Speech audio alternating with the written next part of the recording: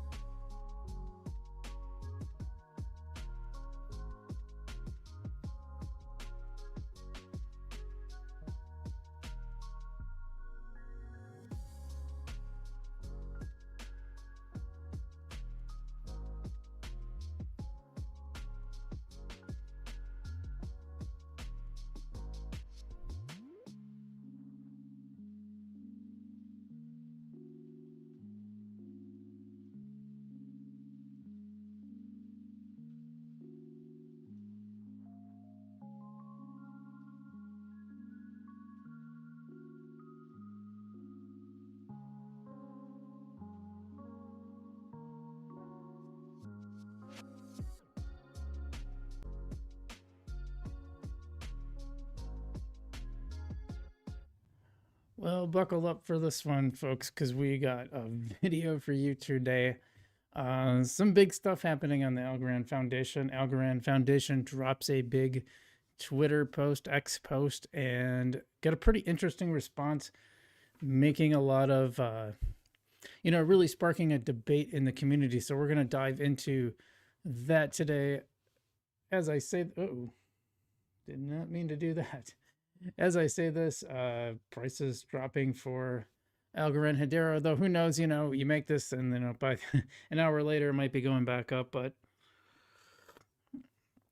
I put that in there because a lot of coins are actually on the rise up while Algorand and Hedera not doing so great, and that is a bummer. So we're going to dive into all this today on today's Frugal BC. Hope everyone's doing well out there, and big show, a lot of stuff to get through today. Obviously, we're going to go through the price charts on both regular crypto and Algorand. And you know what? I'm going to start by sharing something. This is part of a Substack that I haven't published yet. This is 1 year from today.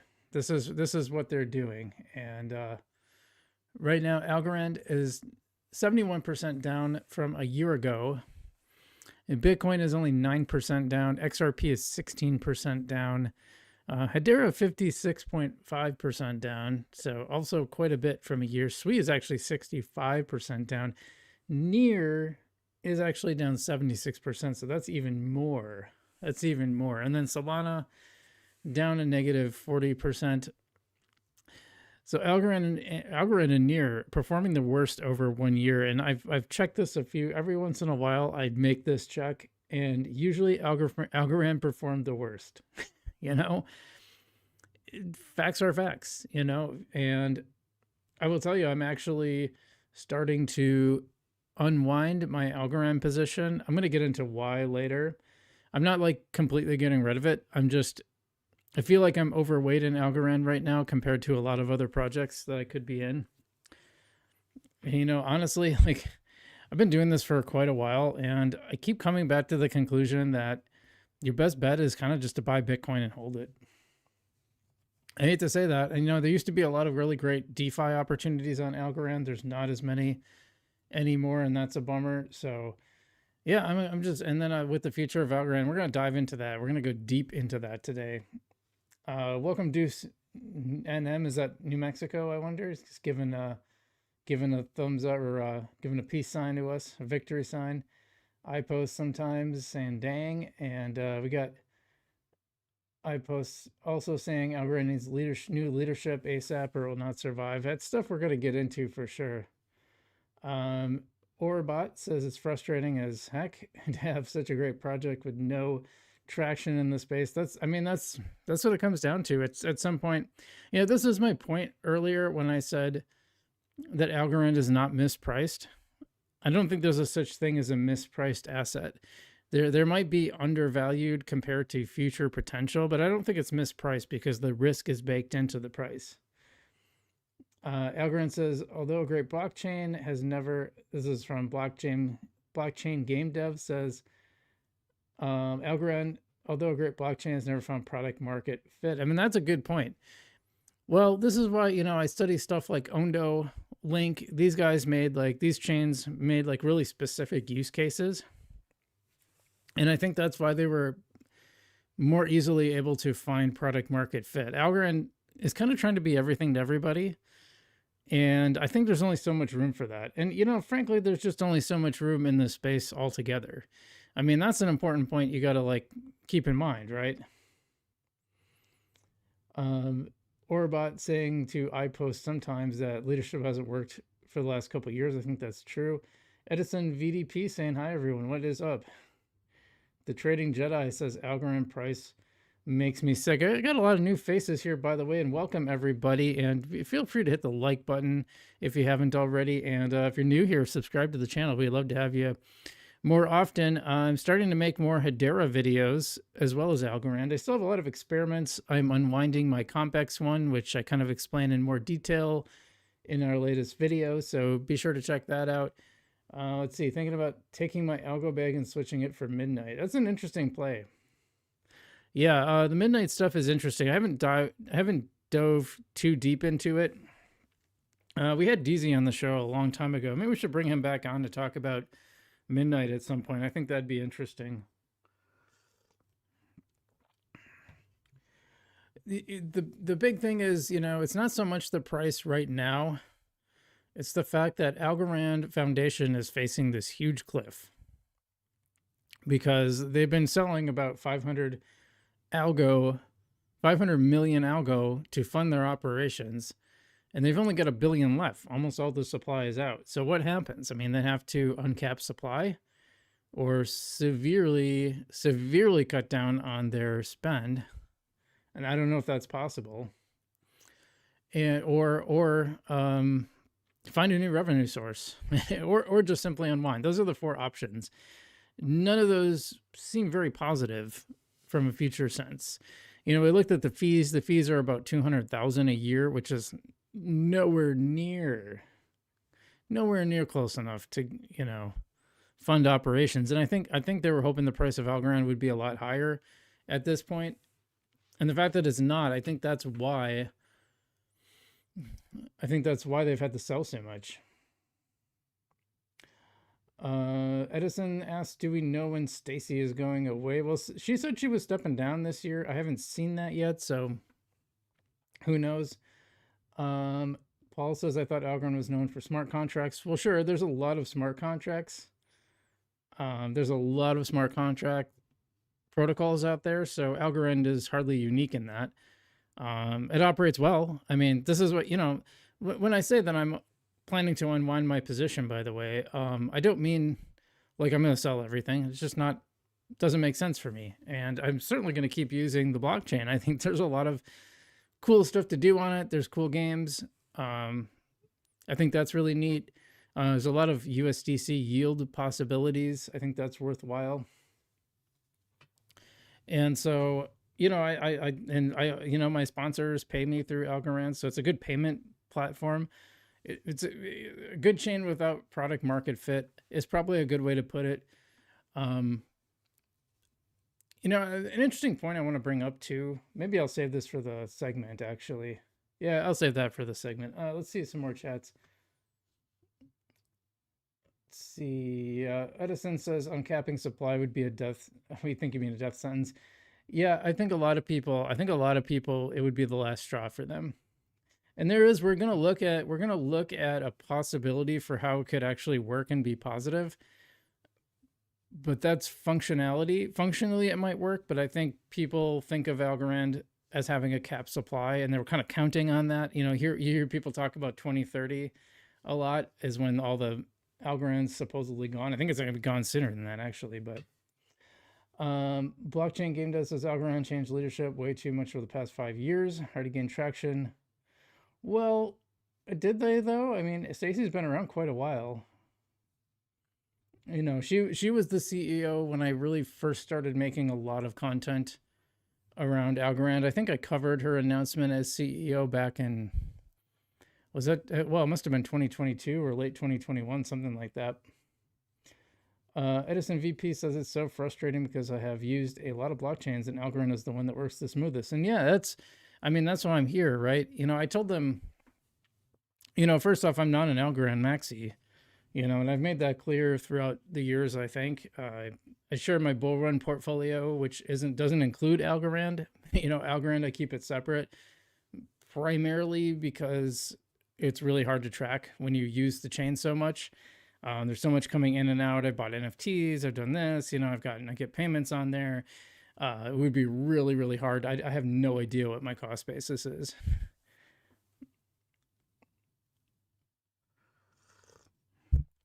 But I also know it's not very far from all-time lows, which is frustrating. But yeah, it's a functional chain. And I told, when I went to Decipher in 2022, I told the people in the room, I'm like, I'm not an Algorand maxi. Like, I'm here because the chain is working well. And I want it to keep working well. But if that changes, if it ever becomes not the best blockchain, I'm not going to be here. And we're starting to kind of get to that point now. See, Green Blue, welcome to the show. Long time viewer. Interesting. Think that I hold more value at ASA's Silver, Folks, Alpha, USDC than Algo. Yeah, and that's kind of the direction I'm heading. So, I've been building a gold position on Algorand, building my Alpha position. Maybe I should start getting the silver. I don't know. It's possible. And even my ETH is on Algorand. I might start building that up as well. So buy some dips. So that's why I'm kind of unwinding my Algorand position to start putting into more of those things, including in Bitcoin. And I don't buy Bitcoin on Algorand, but I could. Paul says, let's see. Blockchain Dev says, what do you think Algorand needs to do in order to make it in 2026? Well, I think that's going to be what we're going to talk about. We're going to get that on that segment, and we will definitely get there. So Paul says the less they own, the more decentralized it is, which could be better than we think, especially with the way the Clarity Act is written right now. Well, that's another debate we're going to cover, because Justin Bonds called out Algorand for still being too centralized, and his contention is that there is too much, there's still these relay, or these, not the relay nodes. Well, maybe it was the relay nodes. We'll dive into that when we get there. But this was a big debate with Justin Bonds. Ended up being Nick from the new CTO, Nick Bougalis, weighed in on it.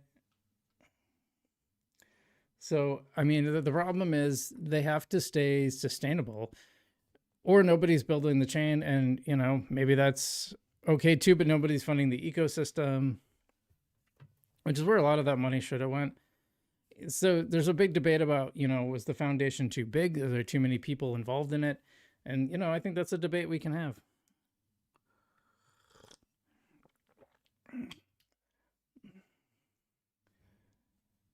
So Edison says, yeah, but what happens to all those ASAs if the Algo project fails? Well, that's what I worry about. That's what I worry about. So, but I don't think, the thing is, if it's truly decentralized, it can continue on its own. It just won't be developed. And you'll have time to, to say, hey, you know what? I'm getting out of here. I mean, bottom line is you got to go. I think you got to skate to where the puck is going. And Algorand makes me a little too worried. So there's a big deal of, when I show this number, the 71% number here, that's risk baked in, and that's a lot of risk baked in. Doesn't mean it won't pay off, but this is the thing with alts. And, we never really saw a true alt season, and some people are saying we're not going to. I had a little conversation with Cassius Cuvey. Some of you might have seen him. He came on my show probably last summer, I think it was. And we talked about this, we talked about, we just had a conversation today about how alts, we might be heading back into a bear market. Who knows? Let's just go right to the charts. Let's see, this is going to show up.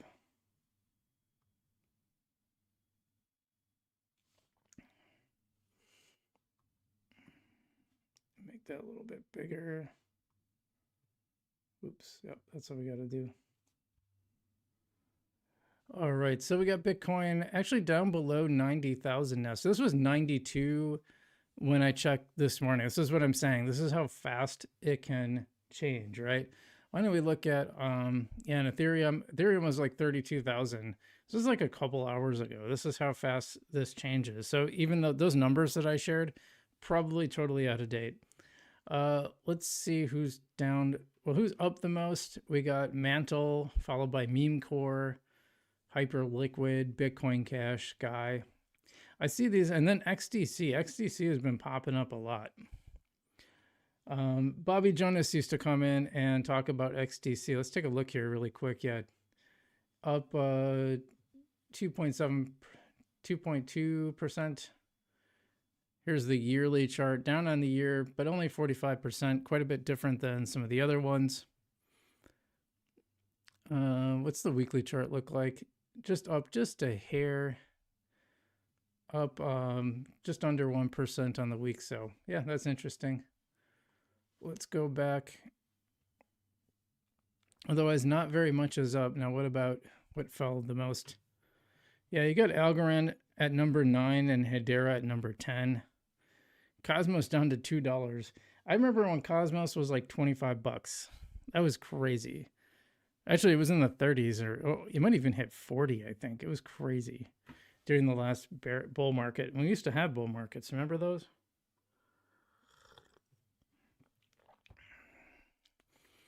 Yeah, so not too pretty. Oops, I went by name. Sorry about that. Let's go by market cap here. We've had like a slow rise up for Bitcoin. Everything else is just kind of falling, maybe a little bit on Ethereum too. BNB used to be pretty solid. I've actually been buying into BNB a little bit. I think it has a pretty good use case.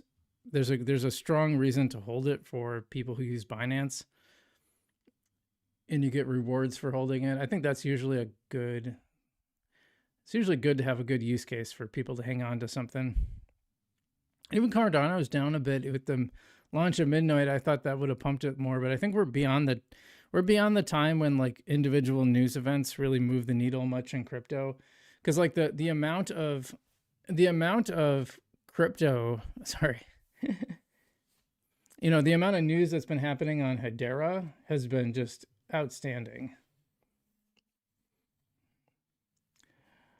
Charles says not selling. If we go bear market, still buying, going to pop sooner or later.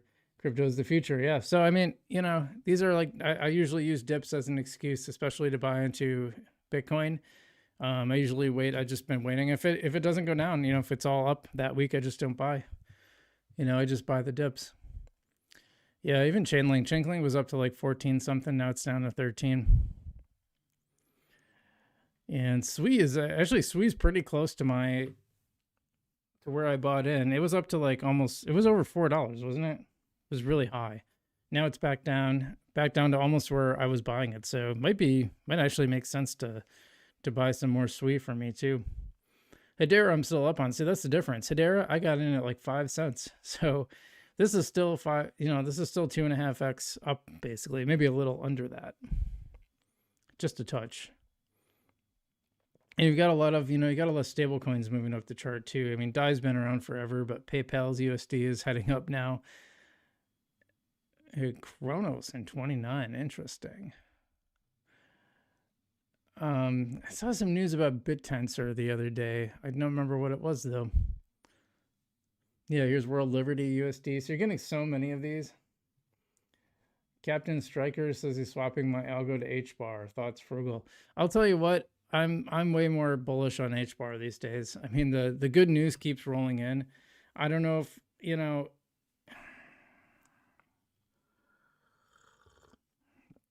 I don't want to give people advice on that because, your choices are, your choices are your choices, right? And, who knows if this is a good time. I think we're definitely in a transition period. So we're either still, either we're still in the cycle and we have a bull market to come yet, or it's just not going to happen. I think there's a strong possibility we just might be beyond cycles, which is too bad. Those were nice ways to make money for sure. ICP down. Captain says I've been slowly swapping over. I mean, I had a pretty good bag of HBAR, so I've been swapping. But I started unwinding this week. It's a slow unwind. I just want to like lessen my exposure a bit because I just think I'm too heavily weighted in Algorand.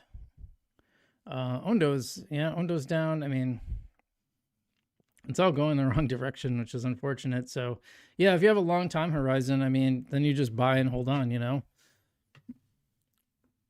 And I do think Algorand still has a chance, but I don't want to be so heavy in it. That's my point here. Yeah, even Cosmos, I mean, gosh. But yeah, you do have to go a long ways. You're right. IPO said you had to scroll down pretty far. Yeah, 58. That's not good.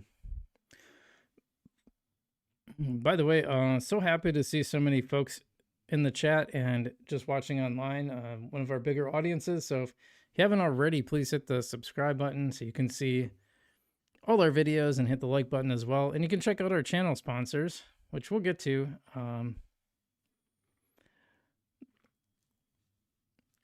Yeah, I saw a very interesting post about Tezos. DEX volume was like $280.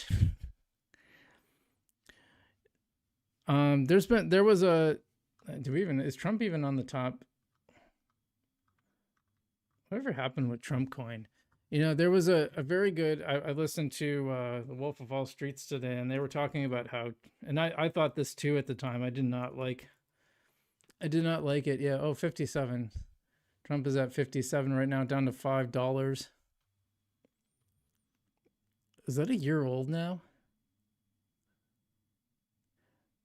So there was a very good point that this might have really, the Trump and Melania coins might have truly sucked out the liquidity from the system. Here's 1 year, not quite a year. It's actually up. It's still up technically on the year, 360%, but that's if you bought it.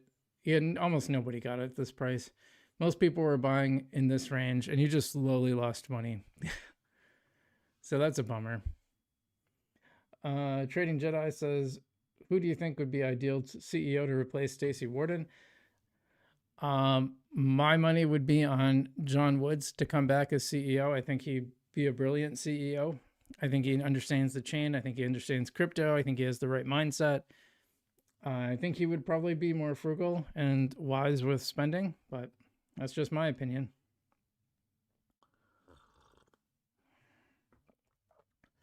Anyway, that's the regular markets. Let's look at the Algorand markets.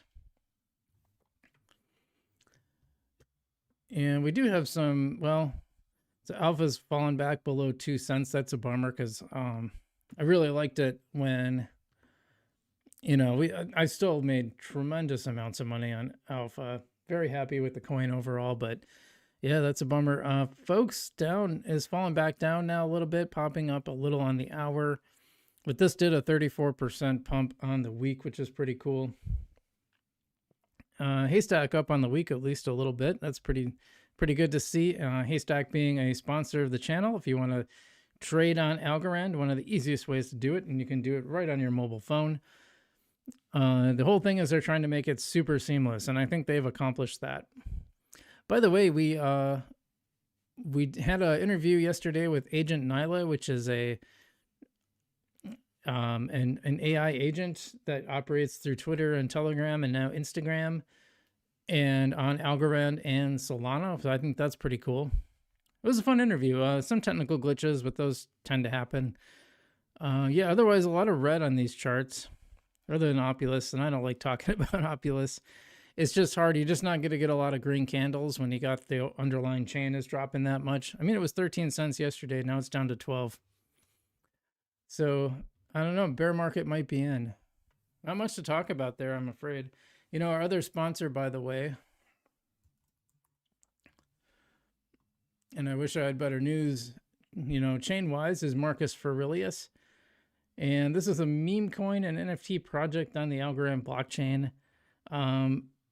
Which is it's a playful cat parody of the Stoic philosopher Marcus Aurelius, really spreading the word about Stoicism, promoting Stoic wisdom, resilience, and kindness, which I think is cool. Obviously, price action, not what you would want it, had been pumping up, now kind of dropping a bit, but I like these guys. I like what they're doing.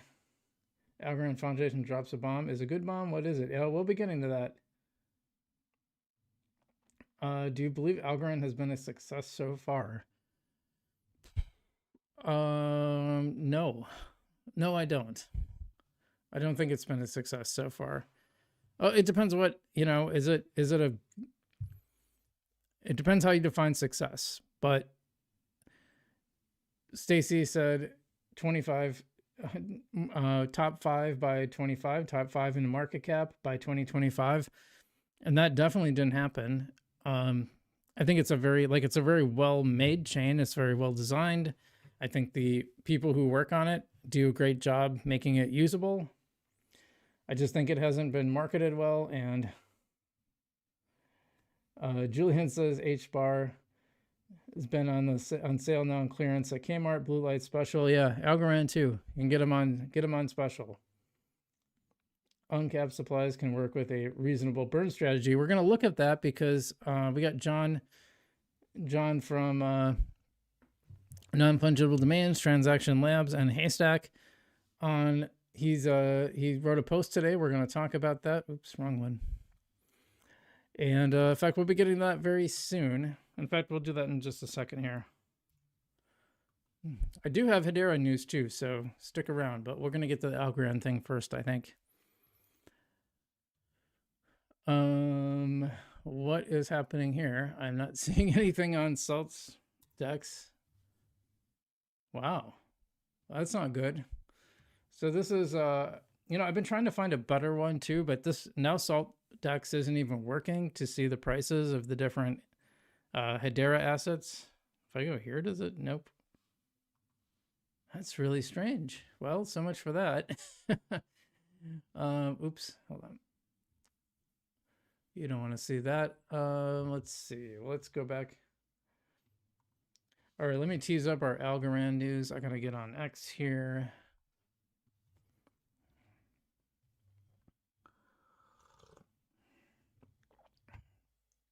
Blockchain Game Dev says Jaws was leaving was a huge hit to the Algorand ecosystem, although it is unfair to blame this on Stacy. Algorand had these problems before she was onboarded. I kind of half agree with you. I think she gets way more blame than she deserves. But also, like, this all has happened under her leadership, and I've had some discussions behind the scenes, so I will say that it's kind of halvesy, I would say. Philip Riley saying 5 cent algo might be there. Yeah. Brackus from the Fractal Monsters TCG, which you guys should definitely check out, by the way, says it's been an interesting last 4 years. Well, I agree. Olivier Franchi saying Algorand is a mess. Jeezy saying, is it over? Well, we don't know. Now, listen, this is against my interest. It would be way easier for me to, because a lot of my audience is Algorand people. It'd be way easier for me to like say, oh, everything's fine. Algorand's great. Buy, buy, buy. And, I'm not going to do that because I have integrity. I'm pretty sure I haven't even asked the foundation about these video contracts that we had. They were going to sign another contract to do videos. I haven't even asked, and they haven't reached out because, well, I don't think they like what I'm saying. If we pump every 4 years, we would all be rich. Well, yep. Wouldn't that be nice? Algo might be done. Tesla equals killed. HBAR, great stuff going on, but nothing that can keep the bear away. Well, now bear's going to happen, The bear market's going to happen is the thing. But, yeah, it's just like been news after news after news from HBAR. And that's really pretty amazing. All right, let's see here. Wow, account's all gone? Huh.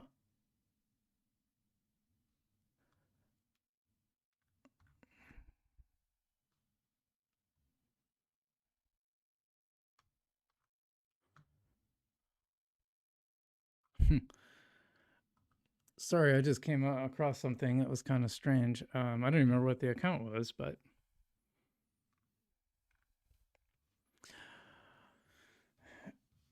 hopefully he speaks the sad truth about Algorand. Well, I'm back up. Com says great buy. HBAR would be a great buy at 10 cents. Integrity is everything. Why watch your channel? I appreciate that, GZ. And I'm still doing I just might be making more HBAR videos in the future. I really like what they're doing. I think I don't see nearly the strife on Hedera that I do on Algorand. I saw some of it. How far back was this? Was it like a year ago, maybe? Year and a half ago? I saw a lot, but we start printing money at midnight. Probably not. All right, guys. Well, I'm just going to get into this, okay? So you guys know this. You guys know the drill. Chats. I'm only going to read chats that during the segments that have to do with that segment. We can go back to. We'll try to come back to them. Although we got a big audience today. We got a big audience. So the Algorand Foundation finally released an update on the status of Project King safety, which some speculate means it's basically how they're going to sustain blockchain rewards after 2027 when the foundation treasury runs out. But more importantly, a lot of people think that this might lead to an uncapping of supply. Not everyone's very happy about that. We are going to look at a way that it might work, although I still think the sentiment is going to be overall against this. But let's look at what the foundation had to say first and foremost. All right, well, here's what they posted, and this set off a firestorm. Update on the status of Project King Safety Economic Sustainability Paper. The foundation's goal with the paper is to share thoughts on how to sustain staking rewards after January 2027, when the foundation provided rewards run out. The paper will explore both theoretical options for the network's sustainability, revenue fees, and new token emissions for block proposers. In terms of fees, we explore increasing transaction fees, building out an MEV capability. We know that there are a range of strong opinions in all these areas. We've begun the process to collect feedback from the largest protocols building in our ecosystem, as they will be the most directly affected. So they're asking around, they're getting some feedback. We appreciate and have benefited from the many good faith conversations we have had to date. We plan to release the recommended paper in the next 30 to 60 days. Now, some people were saying they were supposed to have this out already, but it is what it is. The challenge that we need to tackle is declining and uncertain staking rewards. Stakers currently receive around 9.1 algo per block, declining by a steep 1% every million blocks. The fees account for 0.05 algo, so not much. If no action is taken, the rewards to stakers will drop to 0.05 algo in January 2027. So why does that matter? Well, the original vision for Algorand was for the community to secure the network without the need for staking rewards. Well, good luck with that. It's not going to happen. We found out that's not going to happen because you know what? As Charlie Munger said, show me the incentive and I'll show you the outcome. And no one was incentivized to run a node. I mean, some people did, but why would you like dedicate a computer to running a node just because, I don't know, seems like a cool thing to do. You got to reward people to do it. I mean, I think pretty much every ecosystem that I've seen has understood this. So, you know, they were late to the party, but they got it going. You know, credit where credit's due. But that's not what happened. And the foundation ended up with 70% of the online stake, which is not decentralized for sure. After introducing staking rewards, the total online stake is now almost 2 billion algo, and the foundation accounting for less than 20%. So that was the goal, you know, get it more into the community, less of the foundation. And of course you have to reward that. I mean, to some degree, I think even back in the day, if they had given you a cut of fees, more people would have done it than currently did, I should say. Like, people respond to incentives. That's just how it works. And they don't even have to be, I don't think they even have to be as good as they became, but yeah, now it's going to be a huge drop. So people, you know, then loss aversion kicks in. You don't want to have all the stake coming in and then, oh, well, never mind. The foundation welcomes good faith community feedback and input on this paper, but the ultimate decision is in the hands of the staking community, as no proposals will be adopted until the required protocol changes are approved by 90% of the online stake. So here's the decentralized part, right? People can actually vote on this and decide, yeah, I don't want to do this. What they can't vote on, which is what Olivier Franchi is saying, he said the foundation must lower expenses and use their tokens for sustained validators. Yeah, well, that's the problem. You know, we don't get to vote. The people who are staking don't get to vote on how much they're spending. Green Blue says maybe the biking club can sponsor us. See, these are some of the choices that Stacy made that didn't make sense. Like, you're going to put millions of dollars. You're trying to build this network up, and you're going to spend millions of dollars on a biking charity. Remember, they were promoting sailboating. Like, how many crypto people are in sailboating? It's just crazy. So this is one I highlighted, and I want to point this out. I don't get point number 4. Now is up to the community to decide how to fund core protocol development. When the community can't even get answers to the most basic questions, what happened to the algo sold to acquire higher AT? Wasn't that money reserved for development? I mean, that's a good question too. And why is there a separate foundation in technologies? It really doesn't make sense. You know, I talked with John about this on the channel, and it's just a weird dichotomy that people don't understand, and it costs a lot, you know. So anyway, they didn't mention uncapping necessarily, but I've been told behind the scenes that nothing is off the table, including this as a possibility. So I want to like point out.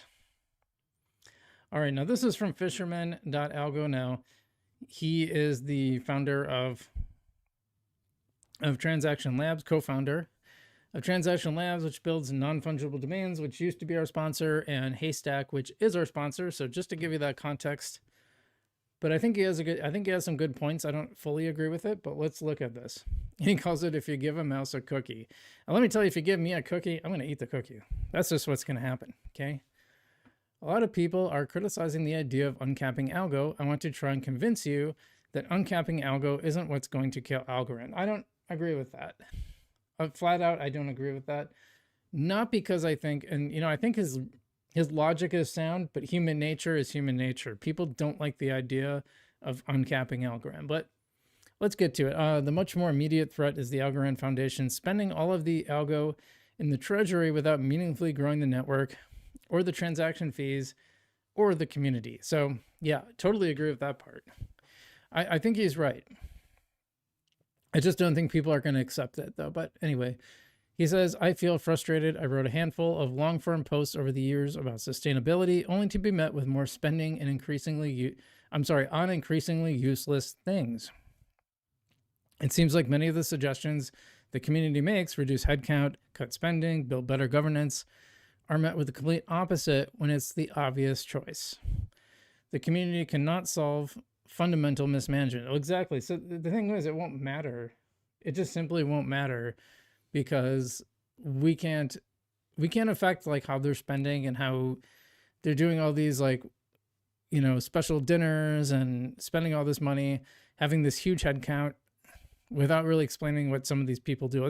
There's like a head of people. Like, what does that even mean? Is that their HR person? Anyway. So he goes on, I don't believe any change to the tokenomics can have more of an effect than the Algorand Foundation dumping the treasury algo and making no tangible impact for the network. Kind of a point. Yeah, Olivia says uncapping equal trust failure. That's a good point. I mean, that's what I'm saying. I think people have really, really latched onto the idea that all the supply will be out by 2030. And they've been holding on to that hope. And I think that would just crush the hope. I really do. I don't believe any change to the tokenomics. Oh yeah, okay. That is the core of the issue. If they were selling algo, then demand for algo went up, then everyone's happy. Oh, I'm sorry, he's saying if they were selling algo, but then demand for algo went up, then everyone's happy. It's the fact that they sell algo and what they then spend on is the most useless beep you've ever heard of. In my opinion, emissions are a healthy mechanism for maintaining consistent validator rewards, especially when transaction fees or the validator count are low. Now, there's an interesting point here because like Hedera just increased their transaction fee from like 0.0001 to 0.0008 H bar, and that's made a huge, or I'm sorry, that's in pennies, yeah. So H bar does it via dollars.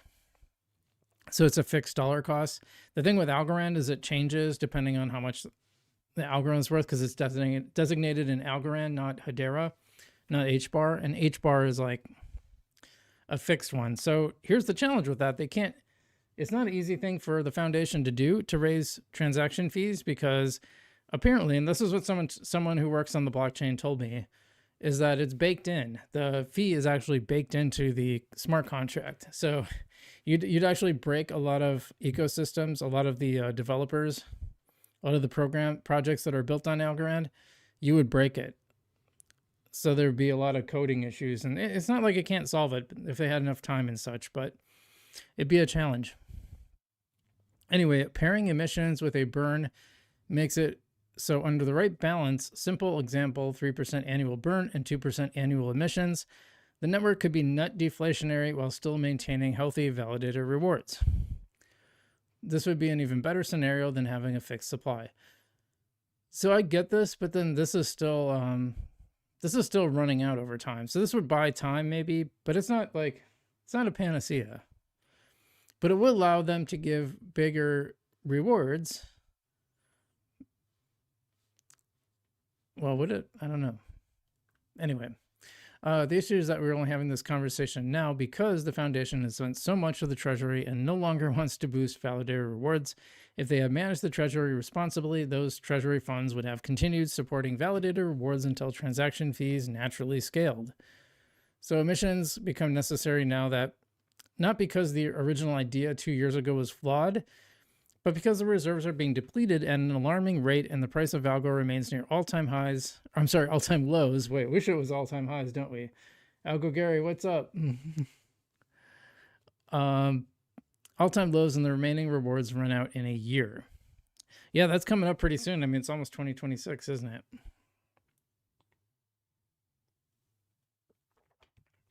Algorand Foundation will come out with their proposal paper in Q1 2026, late of course, and what validators get to vote on will likely be whatever the Algorand Foundation initially proposes, because to change it would take another 6 months.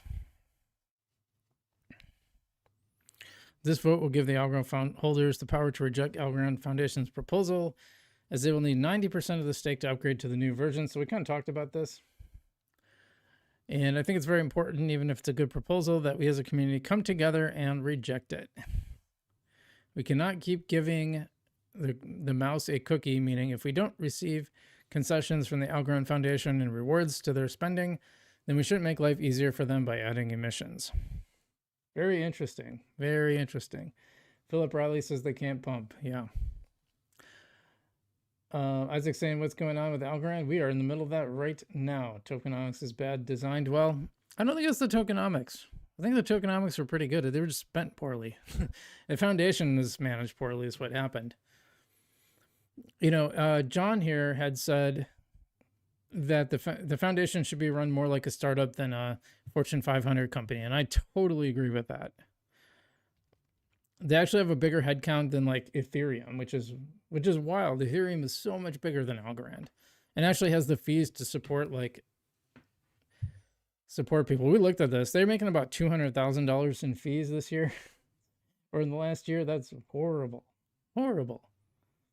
Philip Riley says Algorand's still number one. Well, not in market cap, not in price appreciation. It's quite a bit down, but it's, you know, it's a great, it's functionally a great project, right?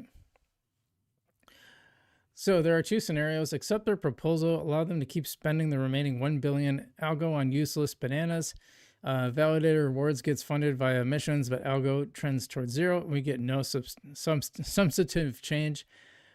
Two is to deny the proposal, demand they cut spending, reduce headcount, and work on necessary governance and organizations needed to give the community real control over the treasury before it's gone. They continue spending Algo, and the network potentially suffers. This is our only leverage to get Algorand Foundation to concede to our demands.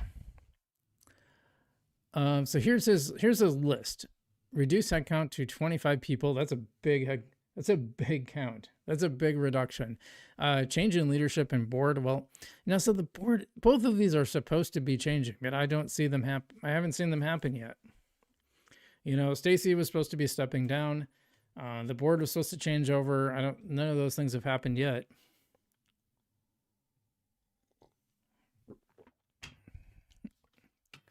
I think it's like 80 some people right now. So that's a big cut.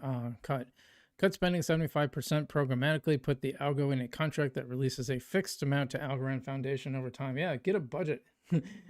It works. Philip says it works perfectly other than price. True. Increase Algo allocated for XGov. Yeah, by the way, I think it would be down now, but I think it would be down, by the way. I think it still would be down even if the Algorand Foundation wasn't selling, but I don't think that's helped. I think it's made it worse. If you just put this tremendous amount of sell pressure on, that's what's going to happen. Focus remaining resources on DeFi and payments. DeFi would be nice. You know, one of the reasons I'm starting to unwind my Algorand position is I had so much built up from DeFi, and now it's like, now I'm just, all that stuff just doesn't make sense anymore. Anyway, he says, I will keep repeating there's no silver bullet. Even if all our demands were met overnight, it doesn't mean anything would suddenly change. It's still a brutally competitive market. I think that's a really important point, by the way. This is a very competitive market. And I think the chains I'm seeing are standing out because they've figured out their niche. Like Ondo is focusing exclusively on RWAs. You know, Chainlink is like the Oracle network, you know, and the interoperability layer. Hedera is like almost exclusively institutions. And they've really made a lot of inroads. I would say Hedera and Algorand probably competing for a lot of the same space. But it seems like Hedera is like winning in that space right now. But that's what it seems like. But I do believe if our demands were met, you would see the Algorand community rally like never before. I think that's probably true. I think there's a lot of people that would get behind this. I want to encourage everyone to be optimistic. It isn't over till it's over. Things can change quickly. We just need to act together, stick firm to our demands, and repeat them loudly until they're acknowledged and acted upon. Algo Scout said it best. I'd rather see Algo go to zero than reward reckless spending. I think most of the community agrees with this. That's why we need to come together and formulate demands for Algorand Foundation. So I think this is. I think he has some really good ideas. I think that makes a lot of sense. But I do want to look at a counter argument.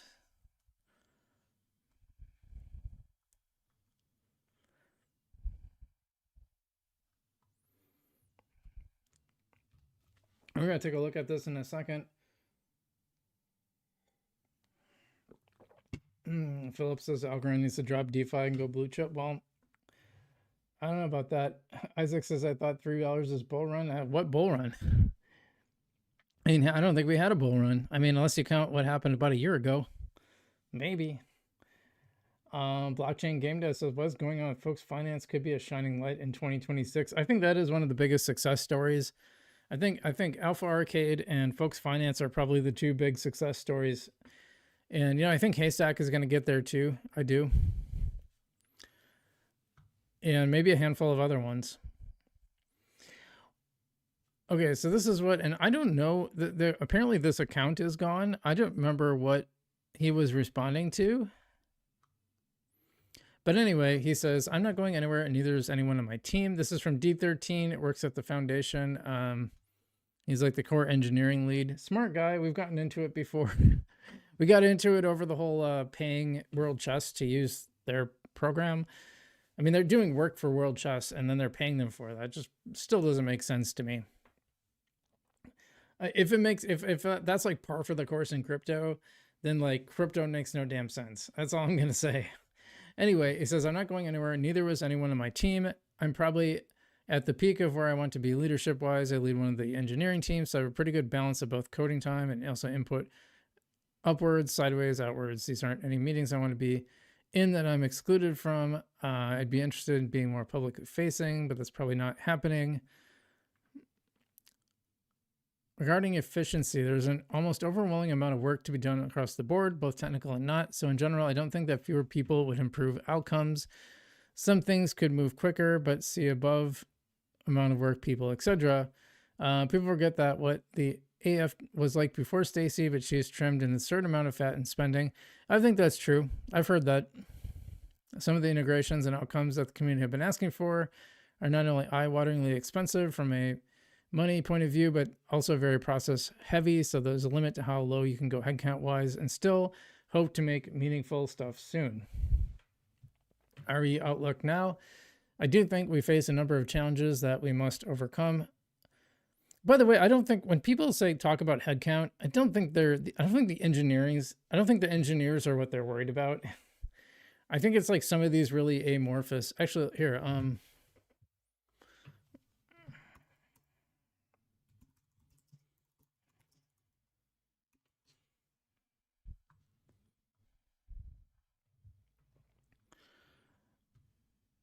we have a marketing campaign lead, a head of product, head of engineering, head of governance, legal assistant, head of analytics, startup and builders program lead, head of social. Mikkel, yeah, I've worked with Mikkel before. Developer relations engineer. What is that? Get software engineer. I get that. VP of marketing. We have a lot of marketing people.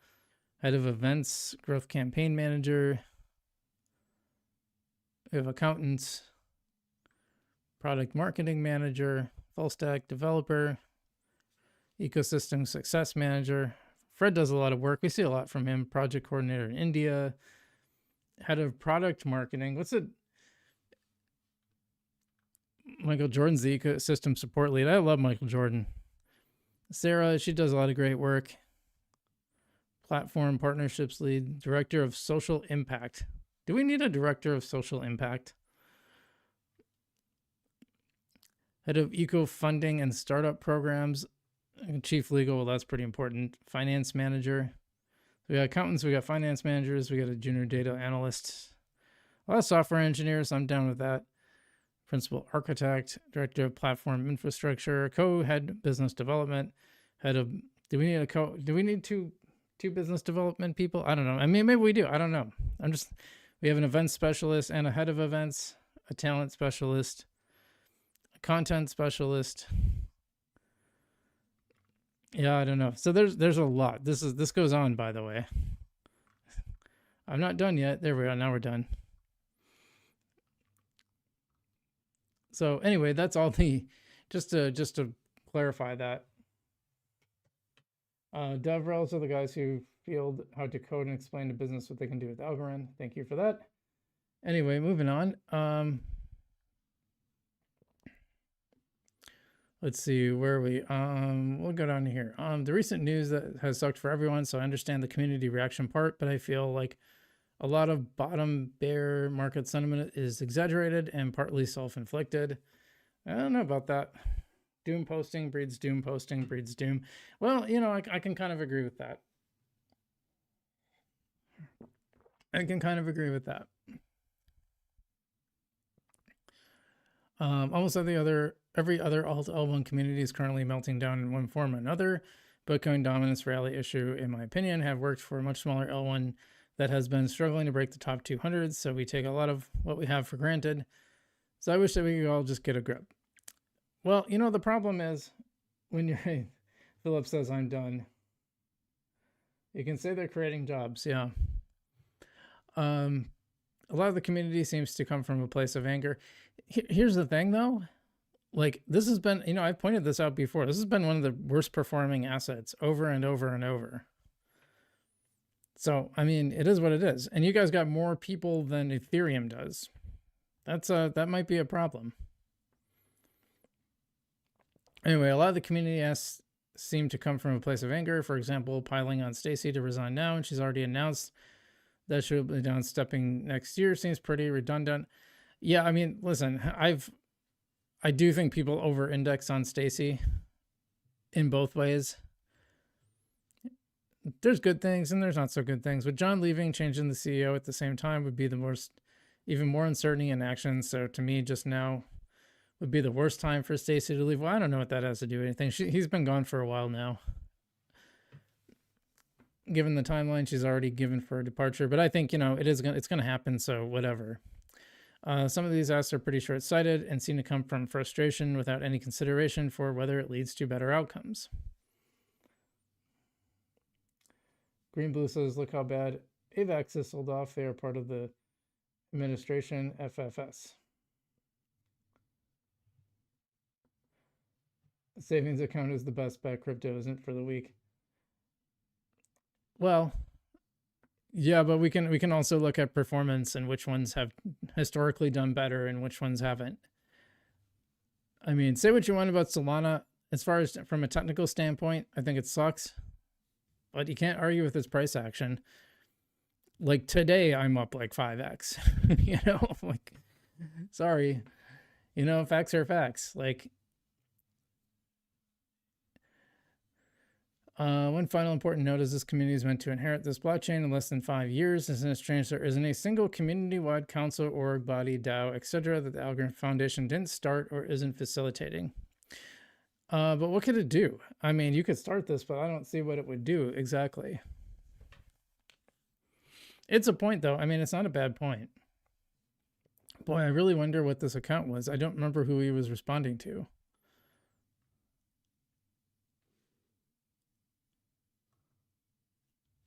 Yeah, it wasn't not that. It's still around.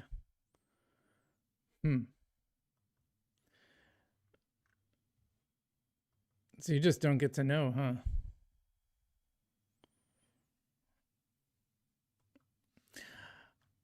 Well, I guess that doesn't matter, but yeah, so some interesting points. I mean, we got some stuff on Justin Bonds too, but did I save any more about this? I saved that one. Yeah, so greetings from Germany. Hold your sell. I really don't know. Hey, that's up to you. I'm not telling anybody whether to sell or not. I do think this is worth looking at, though. Hint Degree says Algorand raises 126 million. Their tagline was borderless economy, but no one ever crossed those borders. They burned millions on pointless ecosystem funds that finance ghost projects that never launched anything. No one builds on it. No one uses it. I don't think that's true, but it's lower than we'd like. Total value right now locked 67.6 million. I also don't think that, you know, it's like I want to see these comparatively. So Tezos, which is older than Algorand, has only half locked in TVL. And you also notice no DEX volume. No DEX volume whatsoever. So I don't know. I'm sometimes skeptical of some of these posts, and I had asked a question. I don't know if it got responded to. It did not. I said, interesting, no DEX volume like for Tezos. No response. I don't think it's fair to say no one uses it. So Philip says frugal number one. Thank you, sir. I think Shax Nyla mentioned that Solana's where the money is in the trenches right now. I think that's probably true. So I think that's a great project, by the way. If you guys haven't watched that interview, you definitely should go back and watch it because I think it was a good one. Yeah. Well, I mean, lots to talk about, a lot to pick apart there, and curious what you guys think. As always, I think you guys have been commenting along as we've went through this, and that's great. So it is what it is.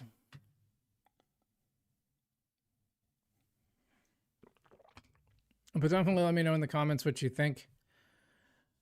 And we're going to go to our next segment pretty soon here,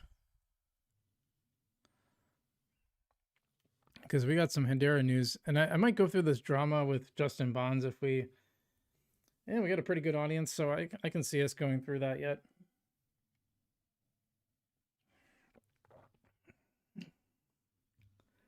Saw news YouTube paying in crypto, you signing up. Interesting. I saw something about that, but I didn't see the details. I'm gonna have to look into that more. Just give me a second. I need more coffee.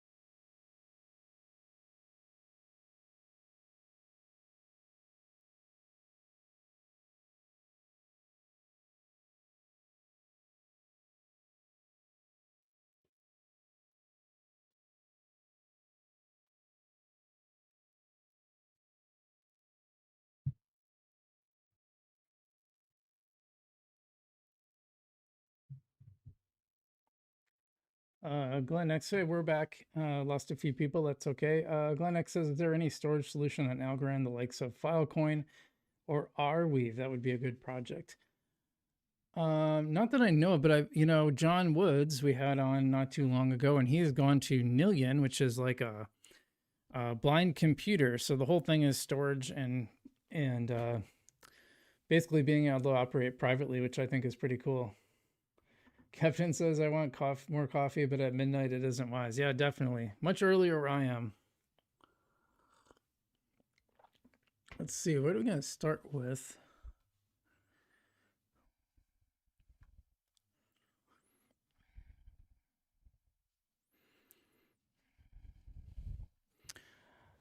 Okay, well, we're going to start our Hedera segment. So like I said, you got to keep it to Hedera if you're in the chat, or you can comment whatever you want, but I'm only going to talk about Hedera stuff during the Hedera segment. So let's go. Big news coming for Hedera, and a lot of speculation around this that there could be a brand new council member. In fact, there will be. We just don't know who it is. Some people might say a certain chip maker. Who knows? Let's dive into the news.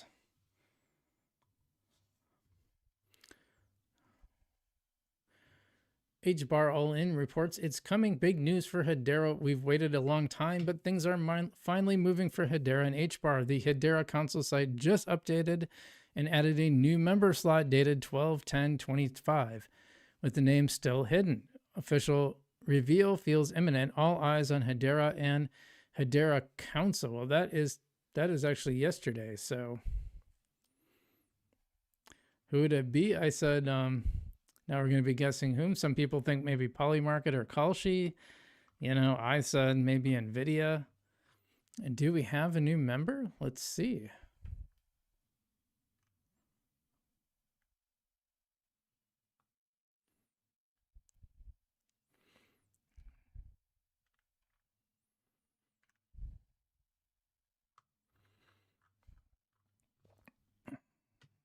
Nothing there. Let's take a look.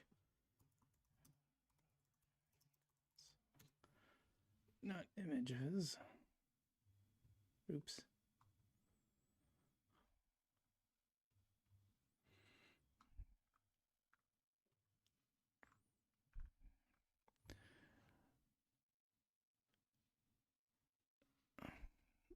Is this the new one, Arrow?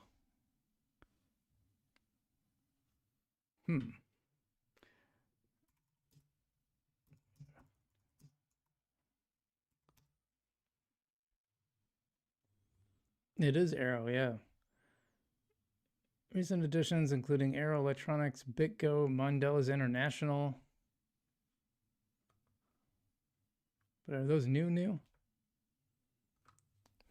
Interesting. We'll have to dive back into that. So the problem is I save these and then maybe this has it. Wow, Hedera Council has been restricted. That seems bad. Yes, I'll view the profile. Well, they don't even post anything. Good grief.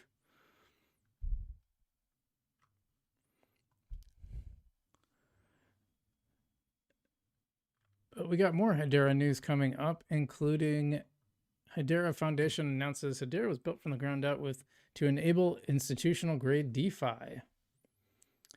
In a historic milestone, DTC received a no action letter from the SEC to tokenize certain DTC custodied assets. Boy, I really struggled with that one, didn't I? By leveraging blockchain, DTCC aims to bridge TradFi and DeFi, advancing more resilient and inclusive and effective global finance. So Hedera seems poised pretty well to capitalize on DTCC's new no action letter.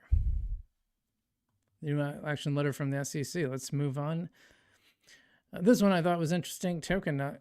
As per Token Terminal, Hedera has the third largest core developer pool across all L1s. So it's Ethereum, Cardano, and then Hedera. Pretty amazing. Followed by Sui, Internet Protocol, and then Polkadot. So a lot of people building on Hedera, which is pretty neat. That's what I'm talking about. The news keeps coming in. Here's something about the HBAR MiCA white paper that they just put out. MiCA is like the regulatory issuer, and for a lot of really important for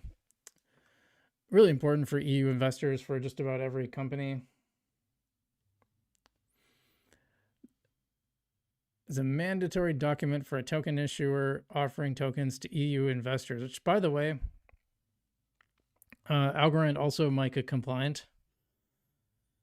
This requirement applies to a primary issuance, token generation event, and public sale when listed the token on a MiCA-compliant exchange such as Kraken FX, Bitstamp, and Coinbase. A white paper provides essential information about the crypto asset, including its functionality, underlying technology, risks, and rights granted to holders. So this with the white paper, the issuer demonstrates a commitment to regulatory compliance and reduces the risk of misleading or fraudulent activities. So with the white paper, and a token legal opinion is provided to the regulator, and that assesses whether the token qualifies as various EU-regulated financial instruments, including transferable securities, deposits, electronics, and alternative investment funds. So great news for Hedera. That's going to open up some things in the European market.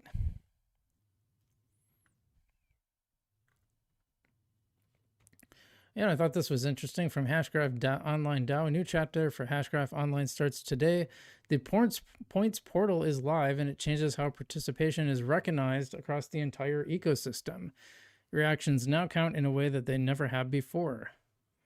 You can connect, explore, complete missions, and watch your points grow as you engage with tools, standards, and real on-chain activities. How do you score points? You can register an agent on there, creating an on-chain profile, inscribing hashinals, creating a new HCS standard, purchasing hashinals on Centex, and following DAO members. There's also, I thought this was interesting here. For builders, this is where things get serious. Developer bounties offer massive point rewards for advancing standards, integrations, and core infrastructures.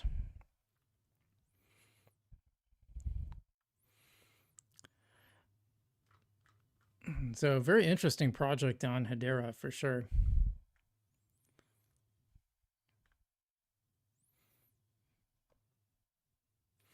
I thought this was interesting. Earthlings.land is the first open world gameplay built on Hedera. They've just put out early tester sign up. Phase 1 of community testing for Earthlings main game is about to begin.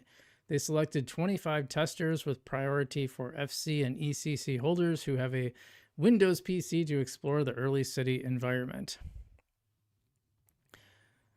Gaming is kind of interesting. That gaming seemed like a strong use case for Algorand for a while, and then there's still some good games on there. Fractal TCG is pretty good. A lot of other ones fell apart, like Age Your Tactics. I just put a post out about. And apparently they had a lot of signups. They will be selecting more testers coming soon. So if you want to get in on that, earthlings.land, you can check that out in their Discord and sign up. And then I thought, well, this one's old. Actually, I don't think we talked about this one. So we'll finish with this one on our Hashgraph stuff, our Hedera stuff. Bitnomial announces launch of first ever U.S. leveraged retail spot crypto exchange operating under CFTC federal regulation. Bitnomial offers physically settled HBAR futures contracts, which began trading in March 2025. I'll tell you what, I think you should stay away from leverage, generally speaking, but I think it's good stuff. It's good for the ecosystem when you have more of these stuff. So Hedera's had a lot of ETF interest. The Canary ETF has been crushing it. I did way better than I thought, and we've been following that for a while, which is really neat. But yeah, good for Hedera. I think there's some really good things in the pike for Hedera. I think I talked about this last time. Yeah, I think I did. That is all our Hedera news, I think. Look, here's one from the 27th. I don't get why that happens. Anyway. Philip asking, why would a blockchain need a hashgraph or vice versa? Well, Hedera was ahead of Algorand in the P2P thing. And they also, one of the things it does really well is it timestamps everything and puts it in order. Ordering is one of the really important things that Hedera does. And I think it's why a lot of these institutions really like Hedera. Alex says, I thought Algorand was leading in tokenization of financial securities. Oh, I don't think so. No, I think Ondo is on top of that, actually. Ondo's been crushing it in that regard.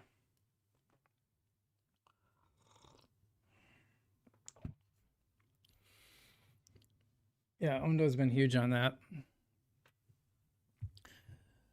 Okay, well that's our Hedera segment. We got the one more thing I was going to talk about is this. I don't know if I'll end up posting this segment, but let me pull it up at least.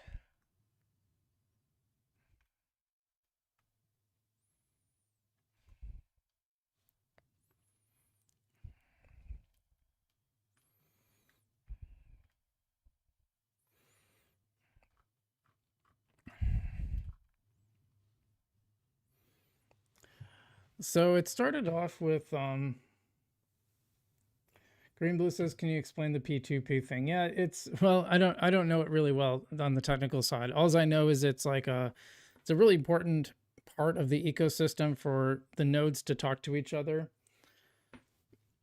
in a peer-to-peer sense versus having to go through a relay. So that's a pretty key feature. But I don't have a deep technical understanding of it. But it is something that, actually, let me pull it up on a second screen here. Yeah, peer-to-peer.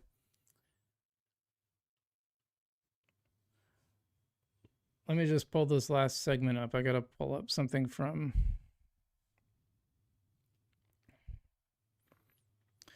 Yeah, it's me getting into a fight with Justin Bonds again, which is fun. Oh, I skipped Hedera Agent Kit now supports Python. I think that's a pretty big deal.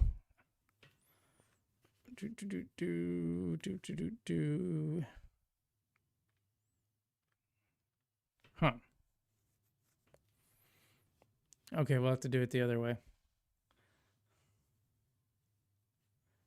Yeah, so yeah, basically if Algorand shuts down Algorand is leading the tokenization of Italy's government bonds. Yeah, I mean they got an early start on that. That's good. But as far as like numbers, like not even close. Ondo has tokenized, like they often offer tokenized versions that are one-to-one versions of stocks, and they did that for like a really long time. Or I shouldn't say for a long time, but there's like a number of them. Yeah. Yeah, exactly. So the peer-to-peer allows it to operate without the relay nodes. So the relay nodes are optional. And in fact, that's going to play into our thing here. So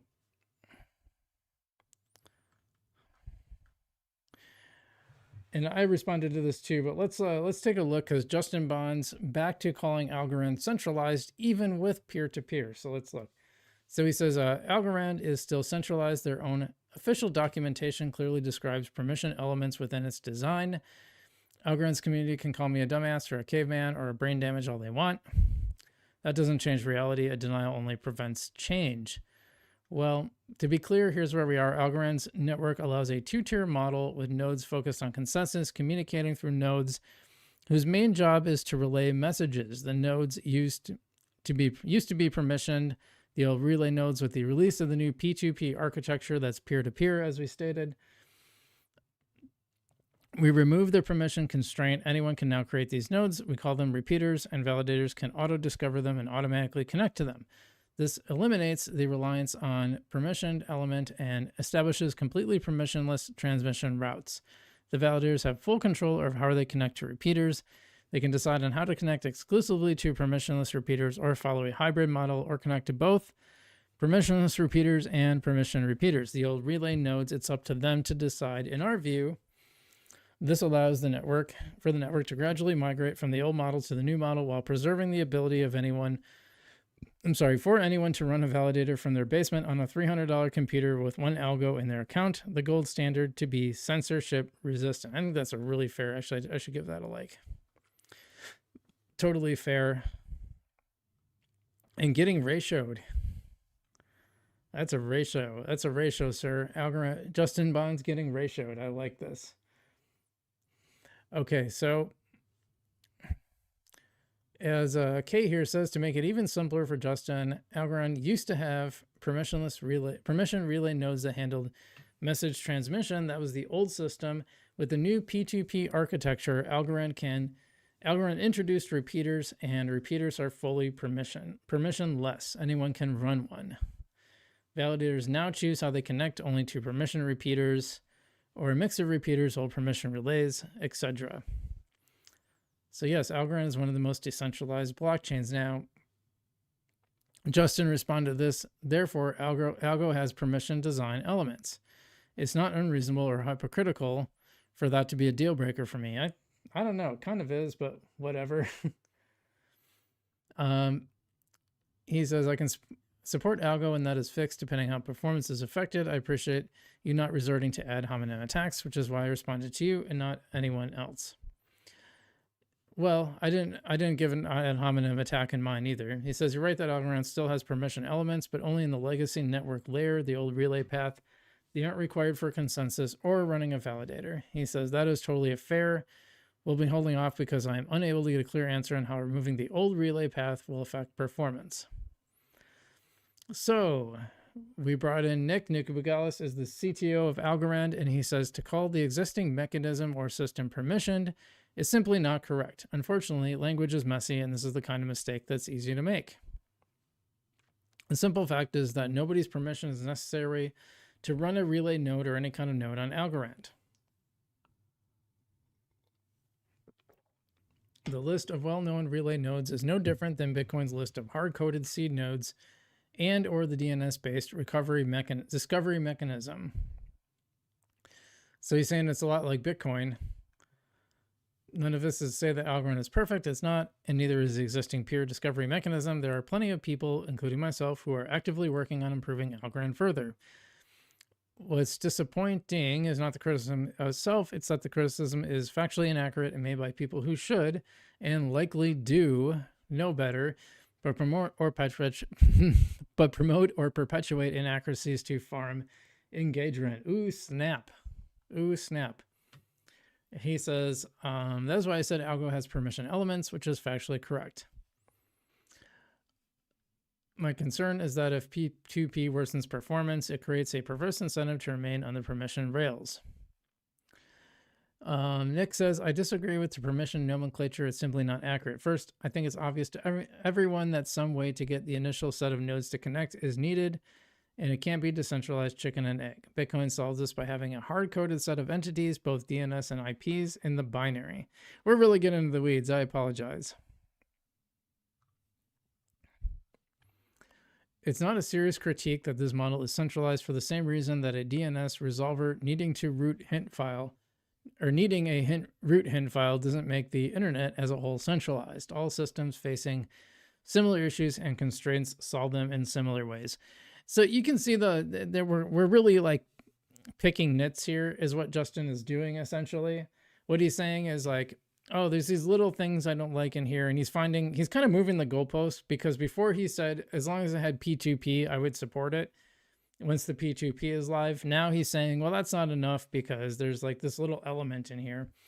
Meanwhile, did you know that Solana's validator count dropped to like 800 from a much higher? It was like in the 2000s.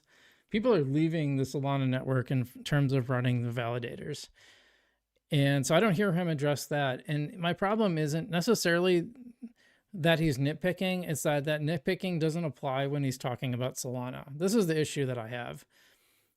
Because it's totally legit to say, you know what, I have a problem with this, I have a problem with that.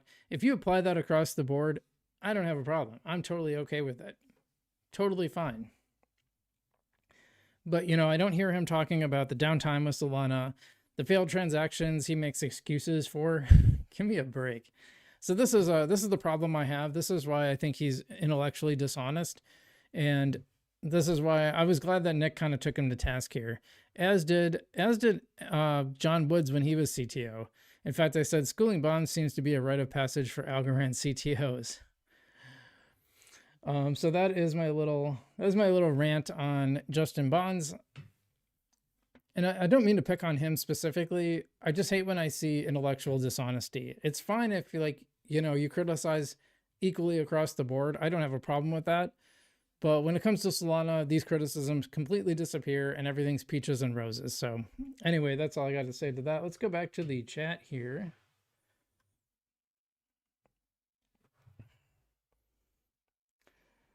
Alex says, do you think that the ISO 20022 compliant cryptos is blown out of proportion, or do they all serve a purpose in shaping the new financial system? Well, listen here. So first off, and I know you didn't word it. Well, you did word it that way, actually. There's no such thing as an ISO 20022 compliant crypto. It's one of the biggest misnomers in all of crypto. There's no such thing. And why do I know this? Because people who worked in these blockchains, in fact, Nick right here, when he was at XRP, said that there's no such thing. XRP is one of the supposed ISO 20022 compliant cryptos. Algorand's CTO said this to me directly. We talked about this. Stacey Warden has said this, and they would have a benefit to this. Like, there's just no such thing. Now, as John had said, it's not compliant. In other words, a project, say like a bank payment app that worked on Algorand Rails, sure, they would probably use that standard. Of course they would. It's just a bank it's just a bank messaging syntax standard. That's all it is.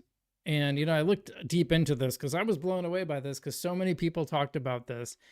It's just one of those crypto influencer things that people like to spread around that just has no basis in reality. Now, that being said, the coins that are supposedly ISO 20022 compliant are all good coins they're all good cryptocurrencies for cross-border payments, and they certainly could be used for that. It just doesn't have anything to do with ISO 2022, except that, an application that was built for bank payments would probably use ISO 20022 versus Swift. But, it doesn't have anything to do with the actual coin, so...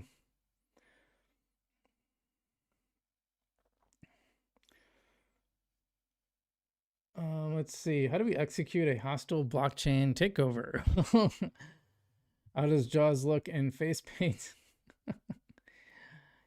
I think he would. I'll tell you what, I think he would come back as a CEO. I think he would. I think it's the only way he would come back to Algorand. But I think if the pathway were there, I think he would. And I think the community would support him. If they made it up to the community, I think we would support them. Greenblue says, time to go troll Scaramucci about his other books. I gotta say, I was like super annoyed that Scaramucci, I don't have a problem with him writing this other book about Solana or whatever. That's fine. But I saw him on, I think it was on Altcoin Daily, and he was promoting this book. He was promoting his books, and he talked about all his past books, and he left out the Algorand one. I'm like, good God. I don't know what that says, but I don't like it. Is there going to be tokenization of assets in the next years, or is it as fake as ISO 20022 compliant? Do you mean on Algorand? Because like Ondo's already done that with stocks. We're seeing they've been doing that with treasuries too. Like Ondo is really like it's the tokenization chain. I think they've really made that their identity. It kind of goes back to like the problem I think Algorand has is that it hasn't had a strong identity, or at least not one that people can rally behind. I think that's maybe the main issue. I think a lot of these other, like Link has its really specific niche. Ondo has a specific niche. XRP seems to be vibes. I'm sorry. It really does seem to be vibes from what I've seen. What else? But, Algorand just seems to kind of be like trying to be everything. I think you could say Hedera, even Hedera seems to be going heavily into payments and agents. And I haven't seen a ton, like they made an AI agent kit, which now supports Python, which I definitely should have included in my segment. And I haven't necessarily seen that same dedication to AI from Algorand. So I'm a little concerned about that. Boy, I'm on fire today. We have a good audience, man. If you haven't already subscribed, I think it'd be awesome if you would. Keep growing the channel. We had we're over 300 people on X too. Just one of those days. People want to know. Yeah, we gained a lot. We gained a lot of subscribers. That's pretty cool. And if you haven't already, please do so. And if you haven't hit the like button, that'd be awesome too. I don't know what we're at. Is this going to show me? I don't know if it will. Lots of views, lots of viewers. 47 likes. That's good. I like that. I appreciate that. We can get that up a little higher. Some more likes, but yeah, quite the day in crypto. Quite the day for the foundation in Algorand. Spider says Algorand is definitely dead at this point. Total market cap it would take to get it to 60 cents would be enormous. I mean, it has been up there. It was 60 cents earlier this year, so it's not like super impossible. But,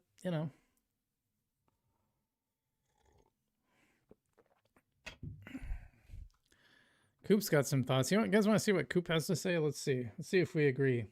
I didn't even read it. Current Algorand Foundation leadership shouldn't be the group proposing drastic changes to tokenomics. This is kind of what we were talking about.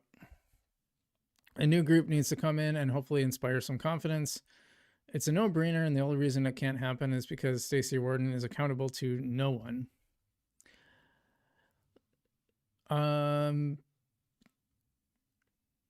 There does seem to be a lack of accountability in some ways, right? Like,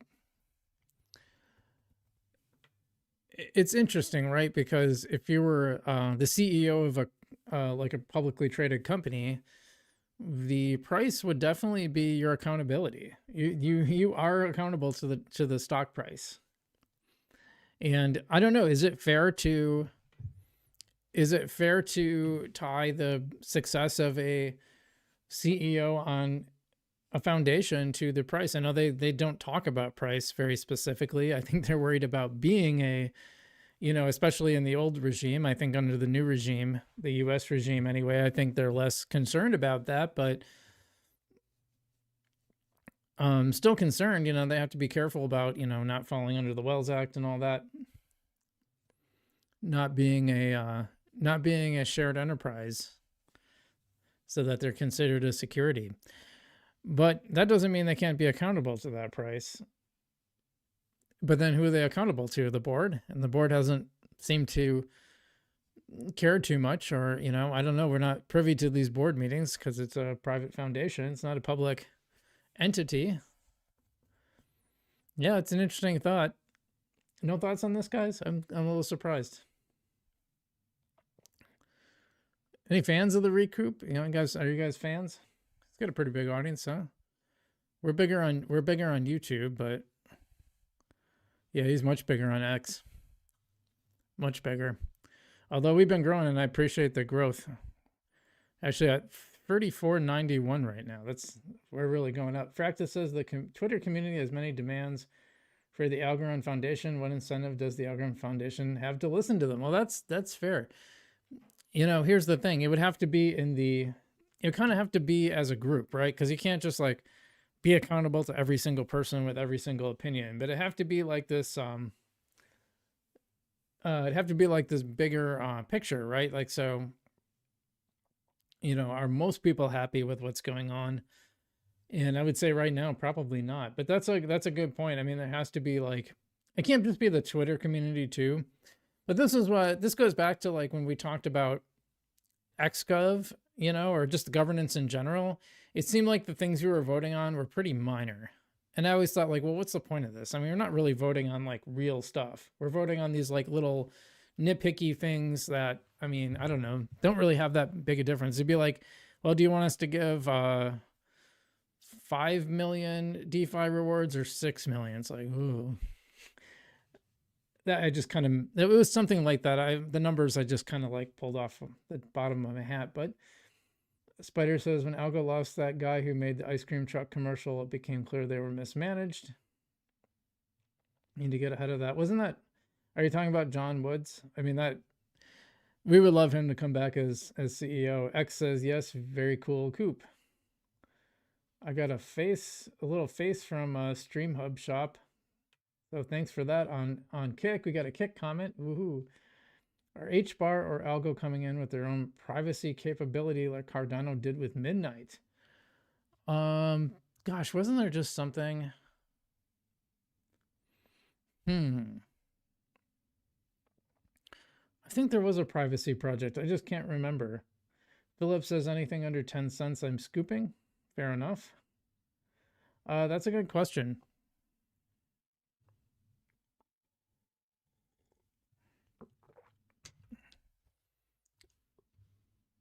I swear I saw something, but let me look.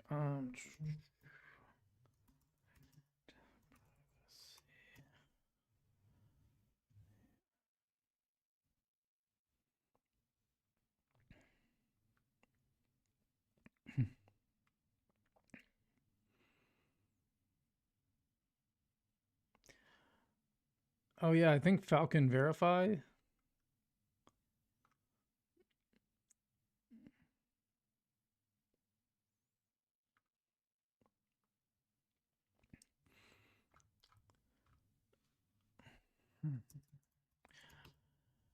I swear I remember something on one of them, but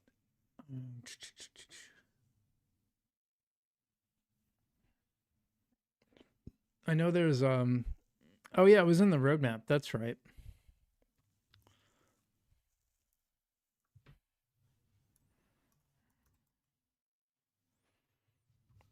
Yeah, here it is.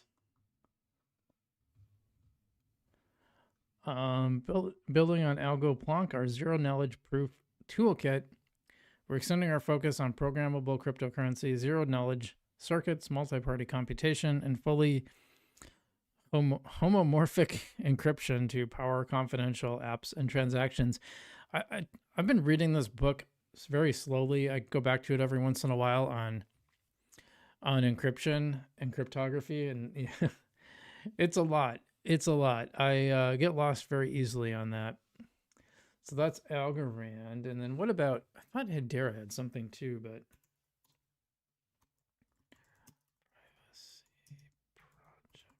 But nothing, I don't think there's anything like midnight exactly.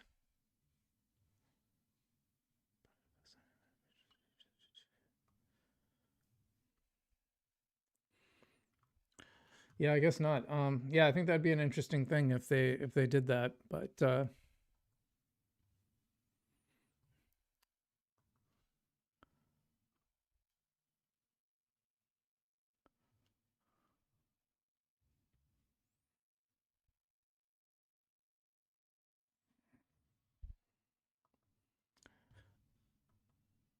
this is interesting from Permable says, I have lots of thoughts. I have a ton of thoughts on this, which I'm sure no one cares to listen to, but this Algorand Foundation dissolves completely by distributing all remaining coins to the current coin holders. Algorand Technologies takes over with an ultra thin payroll funded by a real company that has money.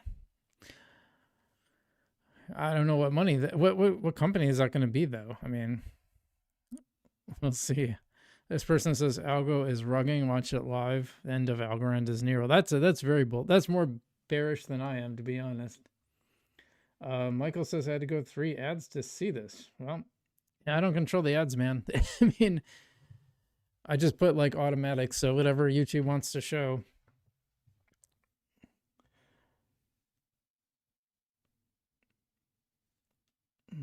Oh, Aftermath says we are building Pi-Fi network on Algorand, smart home automation, while keeping your data private. Anyone? That's cool. I mean, I don't like smart home stuff. I keep everything. They actually wanted to give me one of those smart thermostats, and I'm like, nope, just give me the normal one. I'm like a super Luddite when it comes to like I don't want anything to be smart. I want my fridge to be dumb as a box. Bro XLM got caught paying people to FUD Algo. Is that right? Do you have a link to that? I would love to see that. I'll bring it right up. I'll bring it right up on stream. Show me that. 4 years Algo holder here. I feel the problem will be solved if Algo price in a decent spot, but there must be no VC want to invest or pump Algo. Yeah, we had some, that's one thing we didn't talk about earlier is like, there were some VCs that got involved in Algorand early on. They seemed to just like completely rug things. They really screwed Algo over. What was it? Arlington Capital? Like it's still an issue. And I gotta say, the foundation was like, hey, release the NDA so we can talk about what happened. Arlington don't want to talk about it. They want to release that NDA. So Philip says, heard in Discord about 2 years ago. Interesting.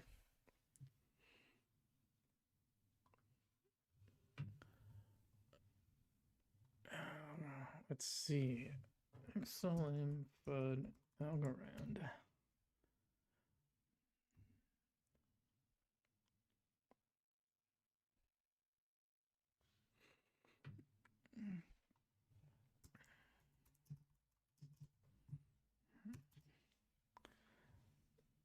Olivier says, let's see, so Aftermath says, just curious to know what the sentiment is.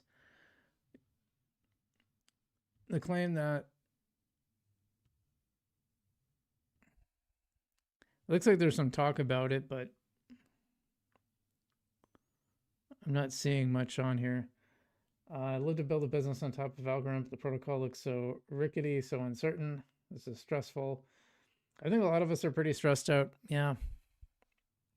Well, like I said, this is why I'm starting to unwind my position a bit. Not getting rid of it entirely, just I think I'm overweight on Algorand considering the risks involved, and I'm starting to put that in some other places. But I still like using it. I mean, the tech is really great. I just don't know that I want to hold Algorand as much as I do. So, boy, we're really on a high note. And, well, I appreciate everyone tuning in today. I think we had a good talk, good live stream.